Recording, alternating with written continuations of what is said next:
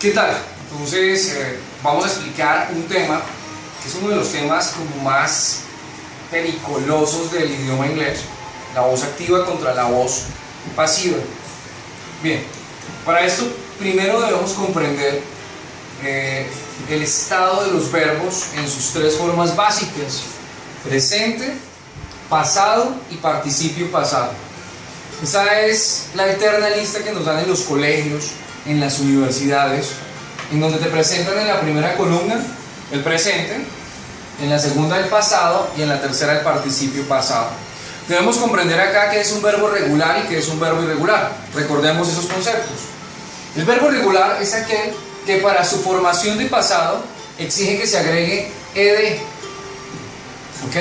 Entonces tenemos el verbo look, que es mirar en su forma básica. Si lo combinas con algunas preposiciones, se convertiría en un phrasal verb con otros significados variantes. La pronunciación looked. Entonces llegas hasta la K, frenas y no pronuncias la E. Es un vacío fonético, looked. El participio pasado es igual. Si un verbo es regular, tendrá la terminación ed en pasado y en participio pasado. Looked, looked. Vivir, live. Pasado, lived. Mismo principio. Participio pasado, lived. Train, que en este caso es entrenar. Pasado, trained. Participio pasado, trained. Un verbo irregular, pues ya tiene unas formas caprichosas, adopta unas formas caprichosas que tendríamos que aprendernos de memoria. En nuestra metodología de Global War hemos identificado 11 grupos en los que ellos tienden a irse, a agruparse. Tenemos el verbo write, escribir, take, tomar, eat, comer. Vale la pena notar que es importante ir siempre por lo funcional. Hay infinidad de verbos, aprenderse inicialmente los que son más funcionales, es decir, los que utilizas con más frecuencia en la cotidianidad. Pasado de write, wrote. Participio pasado, written. ¿Okay? Tiene sus variaciones en la pronunciación. Take, pasado, took. Participio pasado, taken. Eat, pasado, ate. Participio pasado, eaten. ¿Okay? Una vez ya identificamos acá los verbos en sus tres formas, vemos que en la voz activa utilizaremos mucho el participio, en la voz pasiva utilizamos mucho el participio pasado, que es el equivalente a las terminaciones españolas ado, ido. Es el equivalente, con la salvedad de que en algunos casos es irregular en español y no va a ser pronunciado ado, ido. Entonces tengo mirado, looked, lived, vivido, trained, entrenado, written, escrito. Ese es uno de los que nos presenta la irregularidad. Taken, tomado, eaten, comido. Una vez está eso claro, vamos a explicar nuestro active voice y passive voice en español. Una de las cosas que más me critican mis colegas es instruir una clase de inglés en español. Bueno, quiero aclarar que instruimos la parte de gramática con el objetivo de que el estudiante la tenga clara en su idioma código, en su idioma nativo, pero la práctica se hace 100% en español. Nuestros resultados argumentan nuestras metodologías. Recuerden que los resultados que tenemos son óptimos. Joe escribe un interesante libro. ¿Okay? Joe escribe un interesante libro.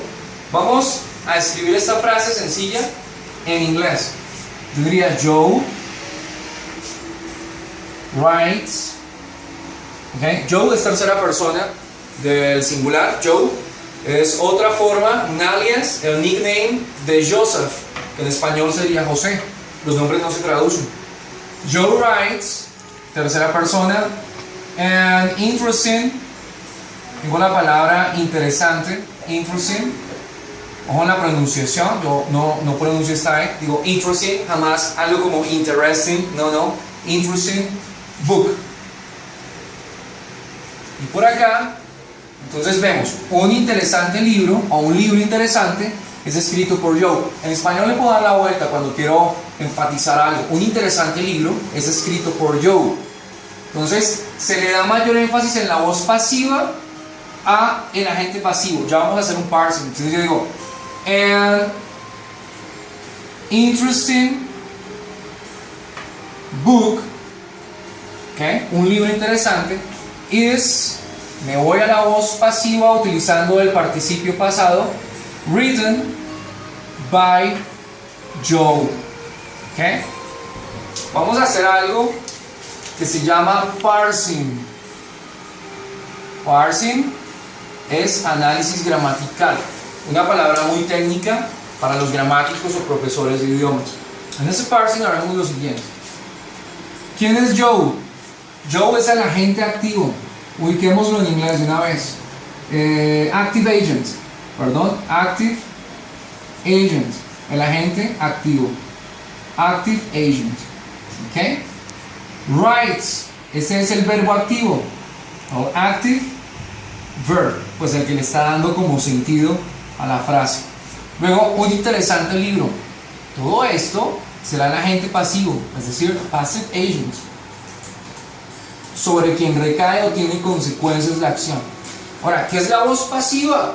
La voz pasiva es una expresión en la que se le da mayor énfasis al agente pasivo, en este caso al libro interesante.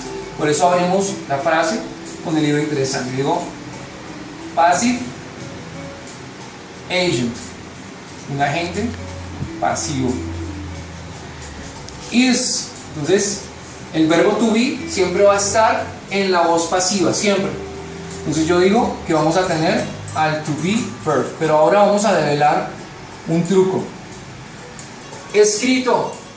Entonces siempre en la voz pasiva vendrá el verbo principal en participio pasado, es decir, el verbo activo. Yo diré active verb. Viene esta preposición by, que significa por, y es el agent preposition. Vamos a escribirlo así para que nos ayude el espacio. Agent preposition. Hagámoslo así. Y finalmente, ¿a quién tenemos? Al active agent, quien ejecuta la acción. Active agent. Okay? So, let's have a little review. Active agent is the person or the subject who executes the action. Then you're going to have the active verb, okay, the main verb. Then it comes the passive agent, okay, so it is the subject, in other words, who receives the consequence of the action. Then we have in the passive voice, first the passive agent, then always, and remember this always, we're going to have the to be verb, then the active verb in past participle, then the agent preposition, and finally we're going to have the active agent. Vamos a develar este truco o secreto. Analicemos eso. La voz activa contra la pasiva. Ya tú sabes.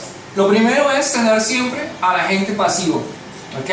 Lo segundo, este verbo to be, ¿ok?, se va a relacionar de alguna manera con el verbo activo. ¿En qué sentido? En que siempre estarán en el mismo tiempo gramatical. Entonces vamos a escribir acá same tense. En este caso están en presente simple. Writes está escrito en presente simple. To be está escrito en presente simple. Same tense. Y siempre el active verb va a ir en past participle. Past participle. ¿Ok? Ahora, veámoslo en inglés. Yo diría, Joe escribió un libro interesante. Alright? ¿Cómo lo diría en inglés? Un libro interesante fue escrito por Joe.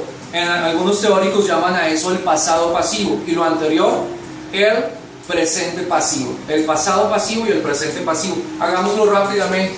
Entonces yo diría, Joe wrote an interesting book.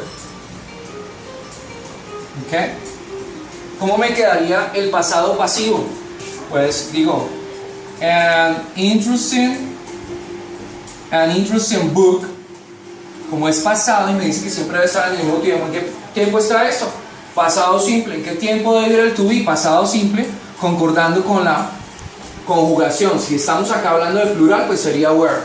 Book was written by Joe. Es así de sencillo. Si voy a hacerlo en futuro, es más, no lo voy a escribir, lo voy a decir.